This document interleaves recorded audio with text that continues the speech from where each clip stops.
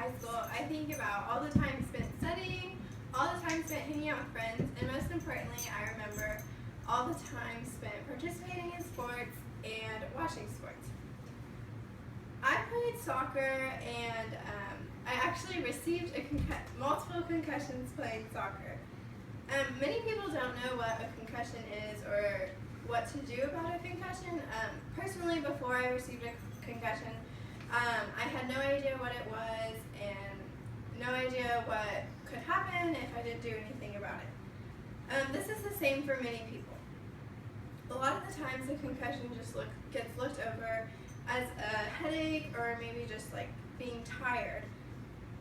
Being that I've actually got a concussion, I've had numerous doctors and nurses tell me effects that can have with concussions and what to do about it. This is important for everyone to learn about concussions because it can happen to anybody.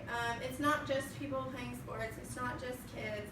It could happen in a car wreck or even in a job like a firefighter or a construction worker or pretty much any job if you have any physical contact with anything. So this is important to parents, this is important to people working, and especially important to kids in high school to know the risks of concussions. Concussions can happen in more than just sports. Like I said, the highest number of concussions happens in car wrecks. Anyway, let's talk about what a concussion actually is. This athletic journal defines a concussion as a type of traumatic brain injury that is caused by a blow to the head. The brain is usually covered with fluid around it, but during a concussion, there's so much force that your brain actually knocks into your skull. This can happen with a fall, contact sports, or even contact to the head. Something as simple as falling off the swings could have a little kid get a concussion. One of the major causes of concussions are car wrecks and sports.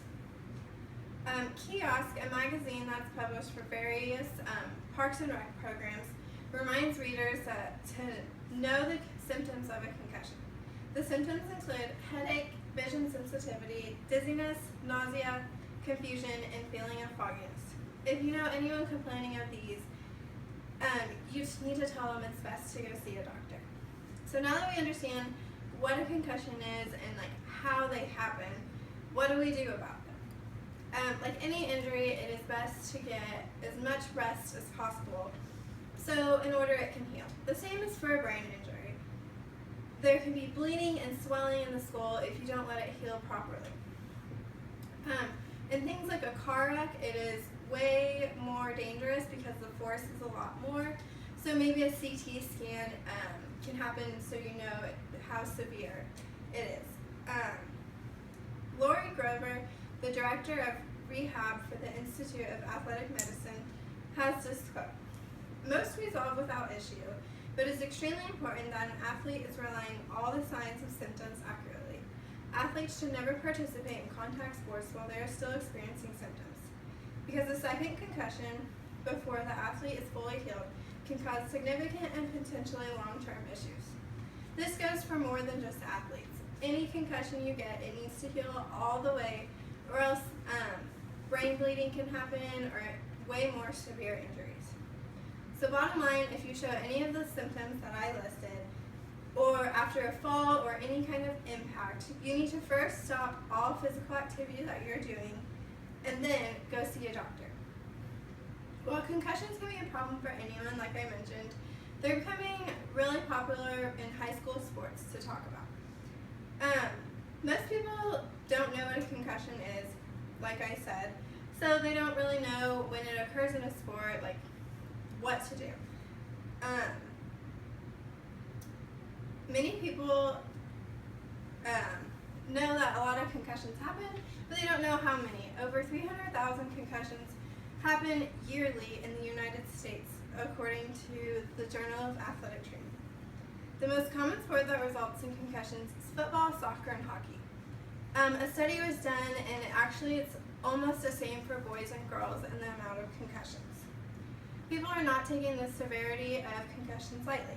Legislator is getting involved because the risks of concussions in sports are so great. According to a local newspaper in Minnesota, a law is in effect that requires coaches to remove athletes under the age of 18 until they show no symptoms of a concussion. This actually happened to me. Every time I get a concussion, I had to go to the doctor. They had to say I had a concussion, clear me after the time of rest that they said for me to order to go back and play sports.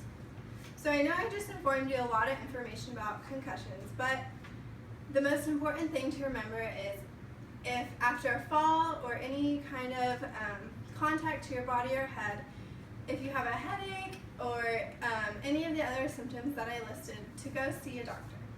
So when you're out watching those high school sports, or even if your kids have high school sports, just remember to take any injury seriously, because who knows, it could be a concussion or a headache.